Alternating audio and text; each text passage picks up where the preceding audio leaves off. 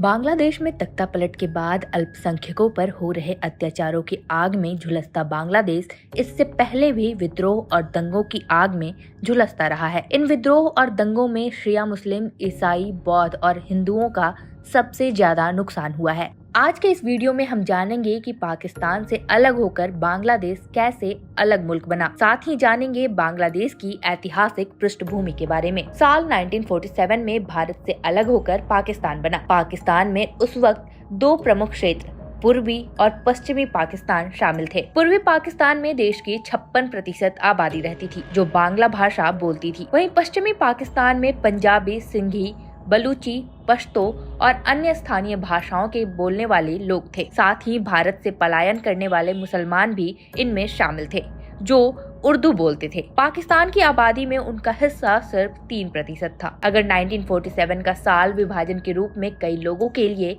एक बड़ी त्रासदी था, तो पश्चिम बंगाल में पंजाब और पूर्व में बंगाल का एक पाकिस्तान बन जाना बंगालियों के लिए और भी बड़ी त्रासदी था। बहुसंख्यक बंगाली पूर्वी पाकिस्तान में पाकिस्तान की 55% आबादी रहती थी, पर पश्चिमी पाकिस्तान में दूर दूर तक अल्पसंख्यकों का शासन था। जब दोनों राज्य एक पाकिस्तान बन गए तो युवा बंगाली मुस्लिम नेताओं के बीच प्रतिरोध बढ़ने लगा। 1947 में बंगाल मुस्लिम लीग के नेता अबुल हाशम ने संयुक्त बंगाल आंदोलन का प्रस्ताव रखा, जो मुसलमानों और हिंदुओं दोनों के लिए बंगाल का पहला स्वतंत्र राज्य था। उन्हें बंगाल कांग्रेस के नेताओं से समर्थन मिला, लेकिन शक्तिशाली कांग्रेस पार्टी ने कोई दिलचस्पी नहीं दिखाई। फरवरी 1948 में पाकिस्तान की असेंबली में एक बंगाली सदस्य प्रस्ताव पेश करते हैं। वो कहते हैं कि असेंबली में उर्दू के साथ साथ बांग्ला का भी इस्तेमाल हो। इस पर पीएम लियाकत अली खान ने कहा कि पाकिस्तान उप महाद्वीप के करोड़ों मुसलमानों की मांग पर बना है और मुसलमानों की भाषा उर्दू है। अगले ही महीने यानी मार्च 1948 में पाकिस्तान के संस्थापक कायदे आजम मोहम्मद अली जिन्ना ने जब ढाका का दौरा किया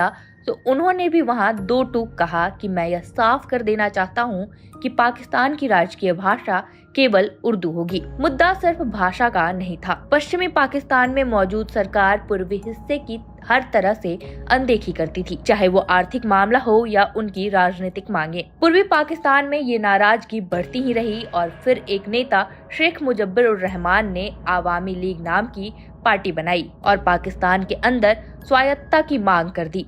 1969 में उधर जनरल याह्या खान ने फील्ड मार्शल अयूब खान से पाकिस्तान की बागडोर अपने हाथ में ले ली थी और अगले साल चुनाव का ऐलान किया गया। पाकिस्तान की आजादी के 23 साल बाद पहली बार साल 1970 में आम चुनाव हुए। कुल 313 सीटों में से 167 सीटों पर आवामी लीग जीत गई। आवामी लीग का दबदबा पूर्वी पाकिस्तान यानी आज के बांग्लादेश में था। शेख मुजफ्फर उर रहमान को पाकिस्तान का पहला लोकतांत्रिक प्रधानमंत्री बनना था, लेकिन जुल्फिकार अली भुट्टो की मदद से सेना ने सत्ता देने से इनकार कर दिया। मार्च 1971 तक आवामी लीग का काडर सड़कों पर था, प्रदर्शन हो रहे थे, हड़तालें चल रही थी। पाकिस्तान की सेना खुलेआम बर्बरता कर रही थी। इसी बीच 7 मार्च 1971 को ढाका के रेसकोर्स मैदान में शेख मुजफ्फर ऐतिहासिक भाषण में पाकिस्तान से आजादी का आह्वान करते हैं। शेख मुजफ्फर कहते हैं कि इस बार का संघर्ष हमारी स्वतंत्रता के लिए संघर्ष है। शेख मुजफ्फर के भाषण का एक एक शब्द पाकिस्तान के खिलाफ ललकार थी। सेना के अत्याचार से स्थानियों में रोष व्याप्त हुआ और उन्होंने अपनी बांग्लादेश मुक्ति वाहिनी नाम की सेना बना ली। पाकिस्तान में गृह युद्ध छिड़ गया। गिरफ्तारी और टॉर्चर से बचने के लिए बड़ी संख्या में आवामी लीग के सदस्य भागकर भारत आ गए। शुरू में पाकिस्तानी सेना की 4 इन्फेंट्री ब्रिगेड अभियान में शामिल थी, लेकिन बाद में उनकी संख्या बढ़ती चली गई। भारत में शरणार्थी संकट बढ़ने लगा। एक साल से भी कम समय के अंदर बांग्लादेश से करीब 1 करोड़ शरणार्थियों ने भागकर भारत के पश्चिम बंगाल में शरण ली। इससे भारत पर पाकिस्तान के खिलाफ कार्रवाई करने का दबाव बढ़ गया। पाकिस्तानी सेना द्वारा लगभग 2 लाख महिलाओं के साथ बलात्कार किया गया था। करीब 20 से 30 लाख लोग मारे गए। मार्च 1971 के अंत में भारत सरकार ने मुक्ति वाहिनी की मदद करने का फैसला लिया। 31 मार्च 1971 को इंदिरा गांधी ने भारतीय संसद में भाषण देते हुए पूर्वी बंगाल के लोगों की मदद की बात कही थी। 3 दिसंबर की शाम का वक्त था। पाकिस्तान ने भारत के आधा दर्जन से ज्यादा एयरपोर्ट्स पर अचानक बमबारी शुरू कर दी। फिर क्या था? भारतीय सेना ने भी एक साथ दो तरफ से धावा बोला। सबसे पहले कराची के नेवी बेस को उड़ाया और बांग्लादेश में दाखिल हो गई। युद्ध हुआ और पाकिस्तान को इसका अंदाजा भी नहीं था कि 15 दिसंबर तक मात्र 13 दिन के भीतर भारतीय सैनिक बांग्लादेश की राजधानी ढाका तक आ जाएंगे। हालांकि जब भारतीय सैनिकों की टुकड़ी ढाका के पास पहुंची तो उसमें मात्र 3000 सैनिक थे।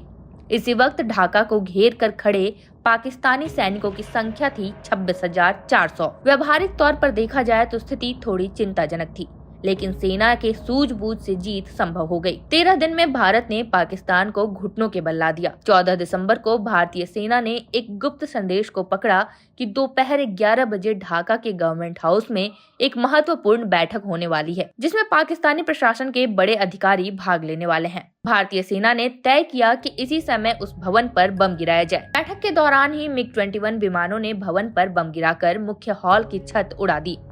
गवर्नर मलिक ने लगभग कांपते हाथों से अपना इस्तीफा लिखा। 16 दिसंबर की सुबह जनरल जैकब को मानेकशॉ का संदेश मिला कि आत्मसमर्पण की तैयारी के लिए तुरंत ढाका पहुंचे। जैकब की हालत बिगड़ रही थी। नियाजी के पास ढाका में 26,400 सैनिक थे, जबकि भारत के पास सिर्फ 3000 सैनिक, और वो भी ढाका से 30 किलोमीटर दूर। भारतीय सेना ने युद्ध पर पूरी तरह से अपनी पकड़ बना ली। अरोड़ा अपने दलबल समेत 1-2 घंटे में ढाका लैंड करने वाले थे और युद्ध विराम की जल्द समाप्ति होने वाली थी। जैकब के हाथ में कुछ भी नहीं था। जैकब जब नियाजी के कमरे में घुसे तो वहाँ सन्नाटा छाया हुआ था। आत्मसमर्पण का दस्तावेज मेज पर रखा हुआ था। शाम के 4:30 बजे जनरल अरोड़ा हेलीकॉप्टर से ढाका हवाई अड्डे पर उतरे। अरोड़ा और नियाजी एक मेज के सामने बैठे और दोनों ने आत्मसमर्पण के दस्तावेज पर हस्ताक्षर किए। नियाजी ने अपने बिल्ले उतारे और अपना रिवॉल्वर जनरल अरोड़ा के हवाले कर दिया। नियाजी की आंखों में एक बार फिर आंसू आ गए।